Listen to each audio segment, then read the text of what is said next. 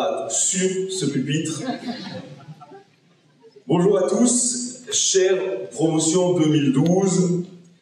Regardez bien la personne à votre gauche. Regardez bien la personne à votre droite. Et pas d'inquiétude, vous allez tous réussir. Je suis vraiment heureux d'être parmi vous parce qu'il y a 7 ans, j'étais assis là, j'ai été diplômé dernier de ma promotion. Mais dans l'option la plus pointue, marketing. Alors, j'ai jamais raté une année, mais j'ai fini dernier de ma promotion avec la certitude qu'il valait mieux être le dernier chez les premiers que l'inverse.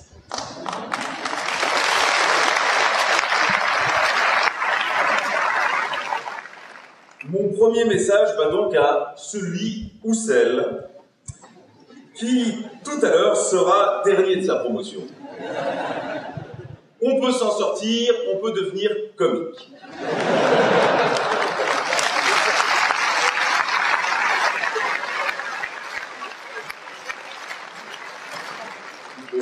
Évidemment, et je pense que le corps professoral ne me contredira pas, quand on commence à Solvay, c'est pas toujours pour terminer humoriste. D'ailleurs, on ne sait jamais vraiment pourquoi on commence Solvay. Chez moi, par exemple, dans ma famille, on n'était pas du tout familier avec les études. Ma mère a fait l'échec.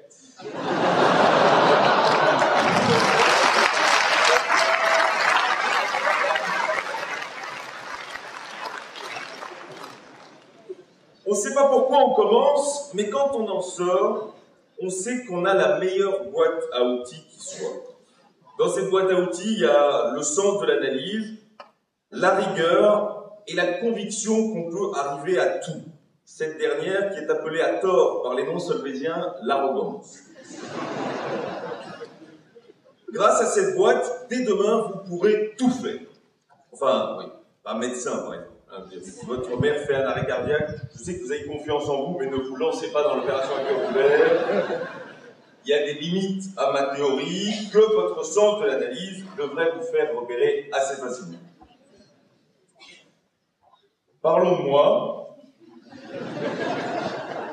Aujourd'hui, je vis de ma plume en radio et de mon bagou sur scène, en spectacle, notamment les 13 et 14 décembre à Auschwitz.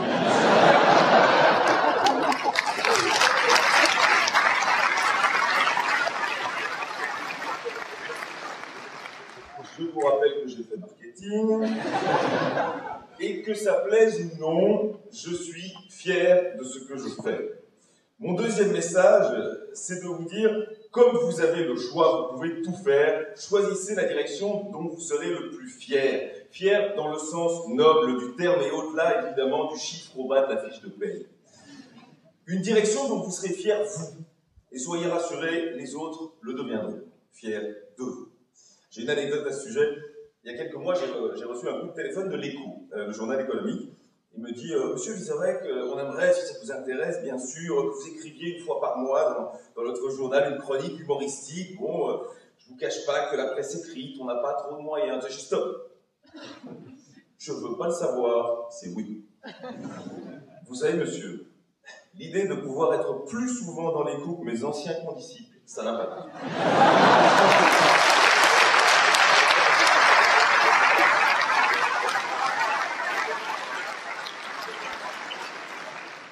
Et dans la boîte à outils, oui, il y a aussi dans la boîte à outils une tendance légèrement malsaine à la compétition. Et honneur suprême, je suis ici aujourd'hui devant vous, et je ne vous cache pas que j'ai été surpris quand le délégué de l'année m'a contacté. Je lui ai dit, écoute, est-ce que tu es certain? Je suis saltimbanque, je ne suis pas CEO d'une boîte du BET20. Tu te rends compte que me demander à moi, c'est comme si la faculté des sciences faisait appel au frère Bogdanov.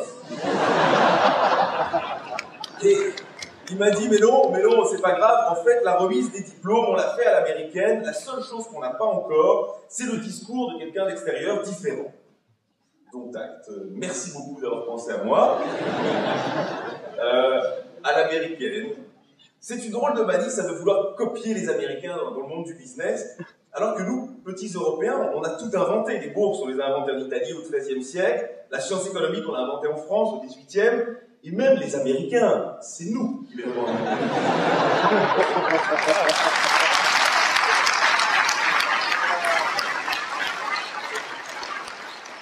Cela dit, la seule chose qu'on doit vraiment leur envier, parce que ça c'est eux qui l'ont inventé, c'est le rêve. Personnellement, j'ai presque tout appris dans ces murs, presque tout. Mais comme dirait un bon directeur de mémoire, ne parlons pas de ce qui est bon, hein, c'est-à-dire 95% de votre travail, parlons du reste. La seule chose que j'ai pas appris ici, que j'ai dû improviser, c'est rêver. Alors, le dernier message que modestement j'ai envie de vous faire passer, c'est rêvez votre vie, rêvez votre carrière, tout simplement rêvez. Rêvez parce que vous avez plus d'outils que les autres pour rêver. Bien sûr, peut-être que dans 10 ans, je serai animateur dans un club med ou inclusif, mais j'aurais rêvé d'être Gad Elmaleh, j'aurais rêvé d'être Pierre Desproges, ou surtout, j'aurais rêvé d'être le Alex Vizorek dont je serais le plus fier.